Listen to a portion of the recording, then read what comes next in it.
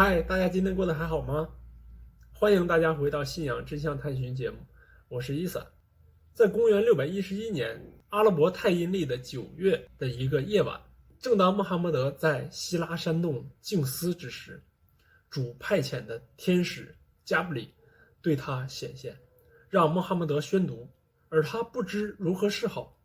天使将他紧紧地抱住，说：“你读。”穆罕默德说：“我不会读。”天使又说：“你读。”他说：“我不会读。”天使第三次说：“你读，你应当奉你的造物主的名义而宣读。他曾用血块创造了人，你应当宣读，你的主是最尊严的。他曾教人用笔写字，他曾教人所不知道的东西。”这节古兰经也正是穆罕默德接受的第一段启示，是加布里天使教他诵读的首次的启示。从此，穆罕默德就成为主所赐福的先知和使者，开始宣传真理。他号召人们抛弃虚妄的偶像崇拜，信奉独一的主宰安拉，并遵守安拉的教导，劝人行善，指人作恶。然而，这却引起了麦加权贵们的恐慌。他们担心人们抛弃偶像，麦加的朝觐利益就会随之失去。人们服从新的教导，他们的权威也就随之丧失。更重要的是，他们担心大量的贫苦民众会因为信教而团结成一股强大的力量，威胁到他们对圣地的统治。于是，他们开始与伊斯兰为敌，打击迫害弱小的信士。信道的奴隶常常遭到他们主人的驱逐或鞭打。比拉里被他的主人绑在炙热的沙漠中暴晒，信女苏美亚被残害致死，先知本人也常常遭到他们的凌辱。他们污蔑先知是疯子、诗人或魔法师，污蔑古兰经为魔鬼的言辞。艾布拉哈布常常将粪便泼在先知的门前，当先知在天房鞠躬礼拜时，他们将污秽不堪的骆驼的胎盘抛在先知的头上，甚至他们还多次图谋将先知杀害。然而信士们还是越来越多，多神教徒无奈提出愿以金钱、美女和科尔白的管理权来换取先知放弃传播伊斯兰。但先知却坚定不移地说，即使把太阳放在我的右手，把月亮放在我的左手，我也不会放弃真理。要么我将它传播光大，要么我以身殉教。多神教徒无计可施，更加疯狂地打击信教群众。100多名信士被迫远迁阿比西尼亚。在公元619年，保护先知多年的叔父艾布塔利布去世了。接着，为伊斯兰做出了巨大贡献的圣妻海蒂者也离开了人世。这年称之为悲痛之年。先知在悲痛之中又将希望寄于塔伊夫。然而塔伊夫不但拒绝劝导，还对先知百般戏弄嘲笑，用石块将他的双脚砸得鲜血直流。在先知陷入重重困境之时，真主使他经历了一次神秘的夜行。古兰经第17章第1节提到，赞美真主超绝万物，他在一夜之间使他的仆人从近寺旅行到远寺。先知穆罕默德在这天夜里从麦加近寺游到耶路撒冷的圣殿，并从那里升至九霄，会晤了亚当、亚伯拉罕、约瑟、摩西、耶稣等众先知，并直至真主的御前，在那里接受了1日5次礼拜的命令。回到麦加，先知的这次经历证实了他与众先知使命的一致，鼓舞了先知穆罕默德的信心，提高了他的思想境界，同时预示着真主的援助即将到来，伊斯兰的传播已初见曙光。在公元620年的朝觐期间，来自耶斯利布的6名朝觐者在先知的劝导下加入了伊斯兰。他们回乡后广为宣传，又有许多人加入。先知于是派出传教士教授古兰经。622年，73名来自耶斯利布的男女信士来到麦加，向先知宣誓效忠，并邀请他随信士同迁耶斯利布。信士们陆续迁徙，在公元622年的9月24号，先知来到耶斯利布，光辉的先知之城麦地那。伊斯兰进入了新的纪元，在麦地那，人们纷纷加入伊斯兰，在古兰经的教导下，谦氏俯视，彼此热爱。他们抛弃了以往的陋俗，开始了伊斯兰新生活。但是在麦加的多神教徒并没有罢休，他们勾结麦地那的伪信士和一部分犹太人，继续反对新生的伊斯兰事业，迫害留在麦加的信士。于是在624年，先知奉到启示，对敌人进行了反击。穆斯林以少胜多，在拜德尔出战大捷。多神教徒在此之后又发动了武侯德战役和盟军战役等，联合阿拉伯各部落对付伊斯兰。但勇敢的穆斯林在先知的带领下为主道圣战，挫败了敌人一次次的进犯。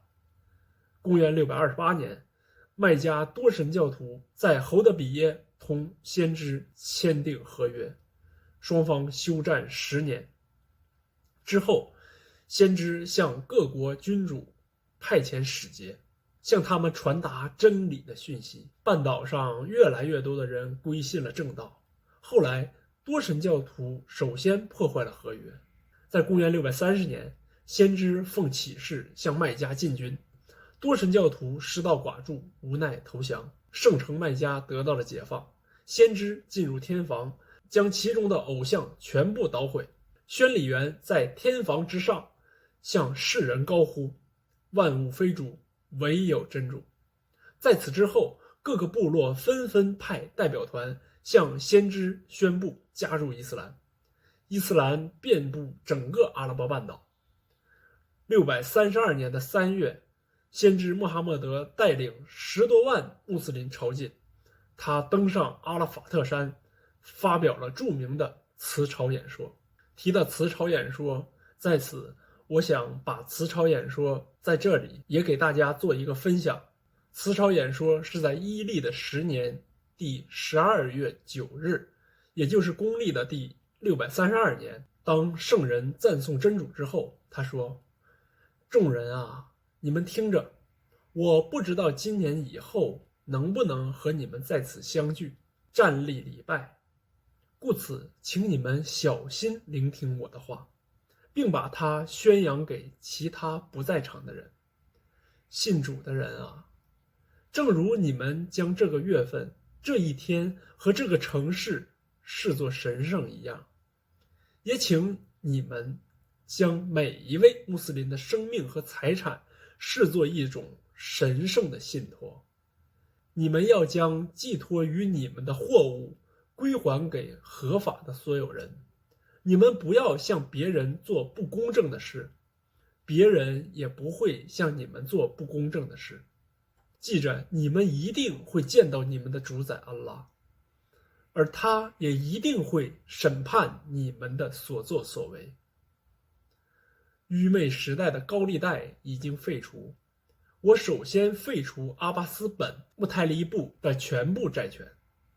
愚昧时期的血债一律不予清算，我首先宣布勾销阿米尔本哈里斯的血债。信道的人们啊，不信道者纵容更改立法，采用润期制，目的是为了使真主定为合法的事物变为非法，而非法的事物转变成合法。事实上，真主把一年分为12个月，其中4个月为禁月，当中祖勒格尔代即伊历的11月，祖勒哈杰即伊历的12月，和穆哈兰即伊历的1月，3个月是紧紧相连的。勒扎布月即伊历的7月，是在马朱的伊历的6月和舍尔巴的月伊历8月之间，为确保宗教信仰的安全。你们必须防范魔鬼，在重大的事情上，他已无法可以再令你们陷入迷茫。但是你们得小心，避免在小事上被他所诱惑。信主的人们啊，对于你们的妻子，你们有你们应尽的义务，你们的妻子对你们也有应尽的义务。如果他们尊重你们的权利，他们也就必须获得温饱和善待。你们必须好好的对待他们，并且以仁慈的态度相处。未经你们的许可，他们不得把你们不喜欢的人带进你们的居所，更不可与任何人有通奸的行为。信道的人们啊，请诚挚地聆听我的话，崇拜安拉，每日做5次礼拜，在伊利的9月守斋戒，并缴纳天课。有能力者应履行朝觐的公休。所有的人都是亚当的子嗣，阿拉伯人不比非阿拉伯人优越，非阿拉伯人也不比阿拉伯人优越，白人不比黑人优越，黑人也不比白人优越。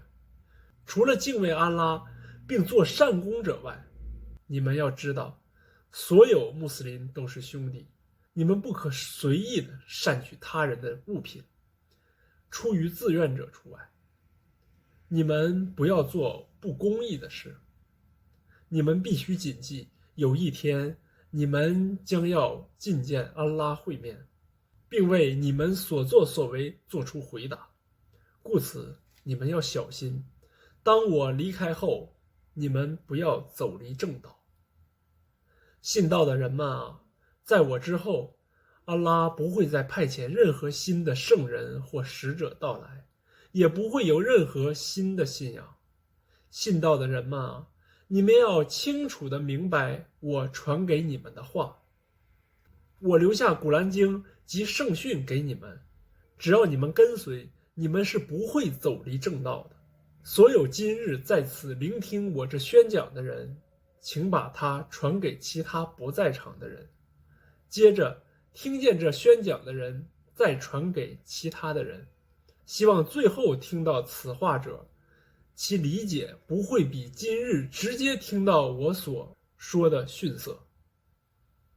我已把安拉的话传谕你们了，安拉呀，请你作证。